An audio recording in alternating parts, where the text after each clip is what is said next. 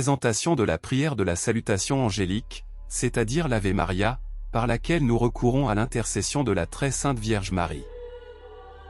L'Ave Maria est appelée « salutation angélique » parce qu'il commence par les paroles du salut que l'archange Gabriel adressa à la Vierge Marie lors de l'Annonciation, quand il vint de la part de Dieu lui annoncer le mystère de l'incarnation qui devait s'opérer en elle.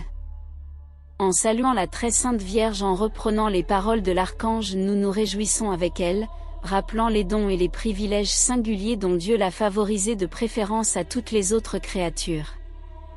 Les paroles de l'Ave Maria sont en partie de l'archange Gabriel, en partie de Sainte Élisabeth et en partie de la Sainte Église catholique.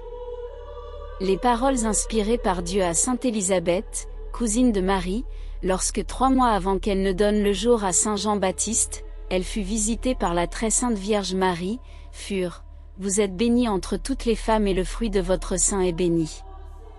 En disant les paroles de Sainte Élisabeth, nous nous réjouissons avec la très sainte Vierge de son éminente dignité de Mère de Dieu, nous bénissons Dieu et le remercions de nous avoir donné Jésus-Christ par Marie. Que demandons-nous par les dernières paroles de l'Ave Maria enseignées par la Sainte Église? Nous demandons la protection de la très sainte Vierge au cours de cette vie et spécialement à l'heure de notre mort, où nous en aurons le plus grand besoin.